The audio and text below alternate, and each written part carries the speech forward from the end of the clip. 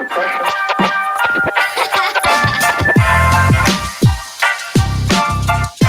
to the Nerdbone podcast.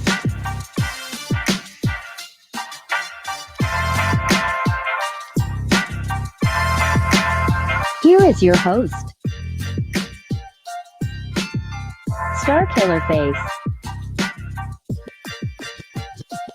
What is up, everybody? Welcome back to a new show. Season 2, Episode 2 of Nerdbone.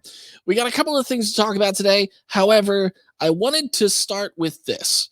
I wanted to start with Shang-Chi briefly. Because I am so excited. Look.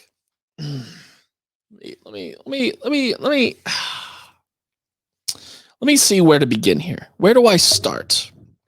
Here's where I'm going to start. As a lifelong comic book fan, I have seen all of the different routes that have been taken so far in the MCU. I have seen Thanos before. I've seen Infinity War and Captain America Civil War and blah, blah, blah, all that jazz. That is all stuff that has happened in the comic books before that I have read. And not to say that I wasn't excited for the movies or that I was disappointed somehow. And yes, they are different in many ways from the comic books, and that's great. No, everything turned out great. No complaints whatsoever. Shang-Chi is not something I'm familiar with. And probably, I'm sure there are many reasons for that. Number one, I stopped reading comics for a while. I didn't really stop.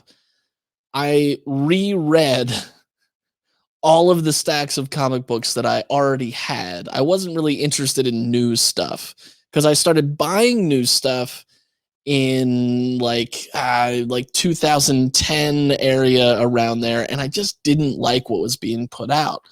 So I went back to the well, basically, reread a bunch of stuff that I already owned.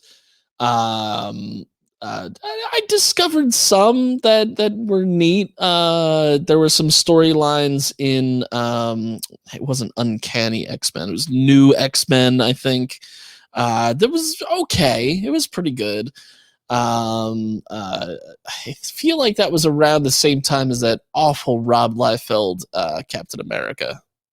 Was that 2005 or 2010? I can't remember. But anyway, there was a lot that I missed from a certain era. There's a lot of recent stuff that I've missed as well, simply because I am busy doing other things. I have been phasing in and out of comic books, you could say. So this is an unknown for me. As I understand it, it's in the MCU. There's definitely connections there that we are going to see. And if I haven't seen them already, they're going to be made at some point. There's already, so I watched the trailer. Brilliant. And we'll get to that in a second. There is some, chitter chatter about a connection to Iron Fist, which is fantastic. Iron Fist, I love the Danny Rand story. I was also not crazy about the Netflix version of it, but it wasn't awful. Okay, it wasn't it wasn't George Clooney Batman or anything, right? So, but I'm excited about that. I'm excited for this. The biggest reason I'm excited for it is because it's unknown to me. I have seen all the other things that Marvel has given up in the past and was satisfied with it, but this is something that I have no reference for whatsoever, except for one thing, which is I watched the trailer, and there is so much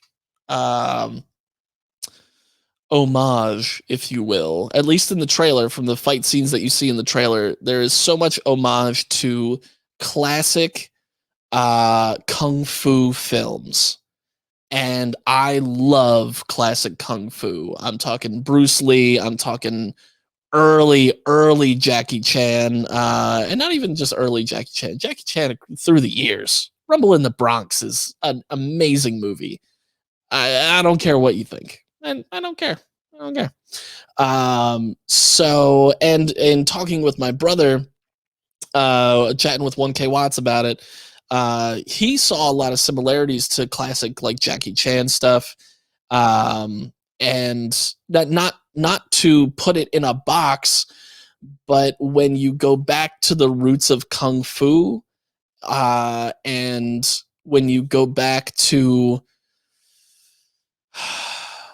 actual practiced martial arts in film, instead of martial arts that's sort of put together to make the scene look cool.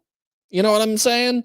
When you do that, it's always an amazing experience. So I'm super excited for it. It's a story I've never seen before in a style that I already really love, and I'm interested to see what they do with it and how they translate it into the MCU. Because we're talking in the trailer, somebody said they gave him, oh yeah, his dad or his sensei or something, they gave him 10 years to like live a normal life, and he hasn't done anything with it, so it's time to come back and complete his training basically. So where does that 10 years fall on the MCU timeline with the blip and everything like that? Have they established that I don't know. Maybe this is pre-blip, post-blip, middle of the blip. I don't know. We'll see. But I'm super excited about it, and I hope you are too. Speaking of being excited for things, and I am going to just keep on plugging this until the cows come home. New podcast starts May 3rd. Me and my best buddy, Kyo Ninja for Hire, Chris Sampson, an anime D&D podcast for the ages. It's going to be so much fun. We've put a bunch of work into it, and it's been an absolutely fantastic time putting together the show for you. So it's called Critical Weebs. And not only is it called Critical Weebs, let me set it up for you. So we have a D20 chart that has ranked animes on it from 1 to 20. So 20 being a super high ranked anime, 1 being like a really low ranked bad anime. All of them we have not seen. And here's what we do. We roll D20s every week to determine what random episode from what random anime we will watch and review that week. And then we'll review it for you. Watch it along with us. We'll review it with you. And then towards the end of the episode, we will share epic Dungeons and Dragons stories from our previous week of dungeoning and dragoning and adventuring and stuff. It is a lot of fun. I really think you're going to love it, especially if you love anime, especially if you love Dungeons and Dragons. It is going to be right up your alley. And May 3rd. May 3rd on all streaming platforms. Cosmic Kung Fu. Let me just roll the intro for you real quick. That was a little cut music that I have from the intro. Here we go. I'm Ben. And I'm Chris. And we're two nerds who dig anime. What will we watch next? Only fate can't decide. We roll D20s to see what adventure we'll go on next. Come listen to Critical Weeks.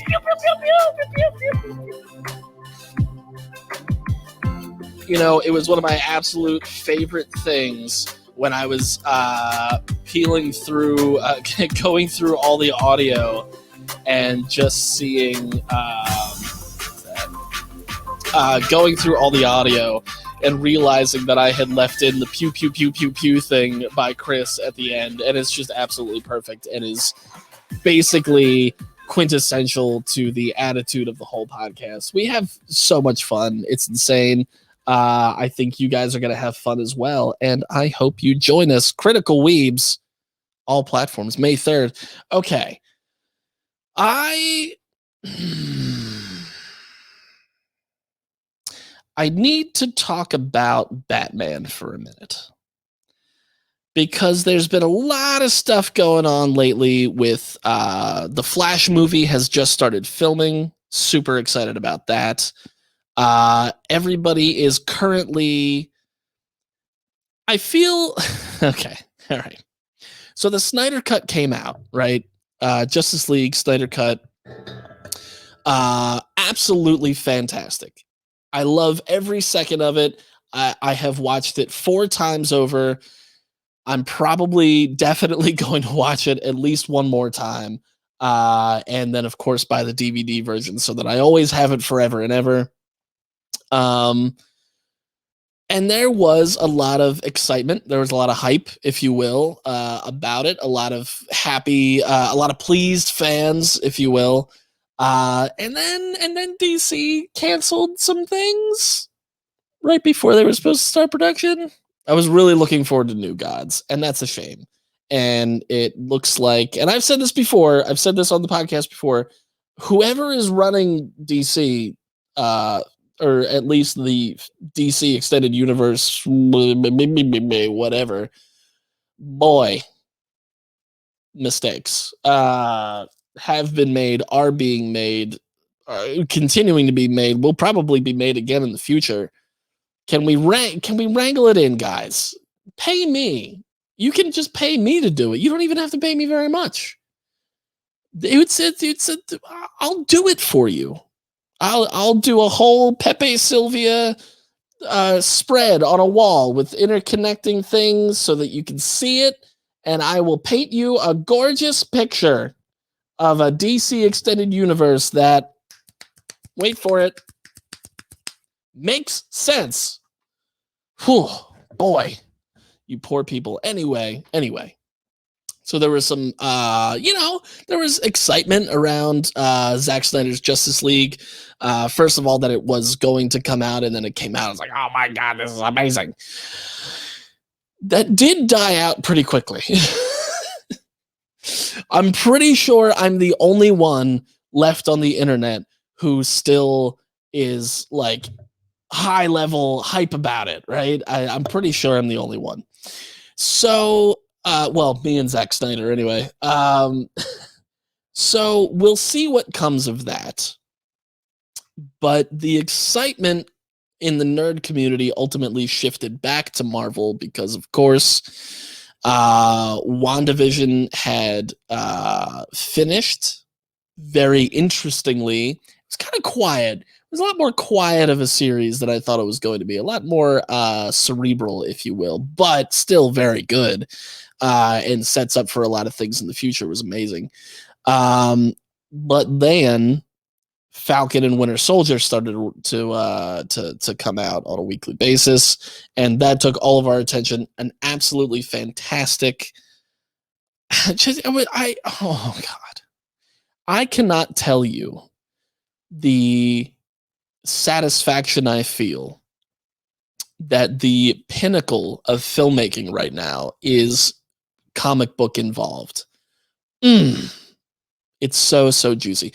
And I'm sure people of an older generation than I, like my good brother 1K Watts, he's even more excited because he had to live through the era of, well, look, he got to experience Michael Keaton's Batman firsthand. And of course, Batman Returns. Great. But also had to go through the whole Dolph Lundgren Punisher thing, and then the David Hasselhoff Nick Fury thing. And then, I love Batman Forever, and I enjoy watching and making fun of Batman and Robin, but it was just a lot of years of comic book movies being shit. And any like comic book TV shows, there was like the Batman series from the 60s, and then beyond that, if it wasn't that, it was cartoons. It was cartoon versions. I mean, Batman the Animated Series, incredible, right? But yeah, no, we're in this incredible era of live action comic book stuff. And we've been saying that for a while now. And we thought it was going to end with Endgame. Buckle up, buddies, because look, I had a feeling that Kevin Feige had a little something up his sleeve, or at least had a plan of how to move forward. And it turns out he did. And it turns out to be absolutely fantastic. But so the hype changed because Falcon and Winter Soldier came out, but we got to bring it back in, okay? We've got the Batman with Robert Pattinson. How do I... I'm not exactly sure the direction I want to go with it, because I don't want to hype it up too much, because it's not, in my opinion, like, it's not an event movie. I would love for Batman to become an event movie, like 007, right?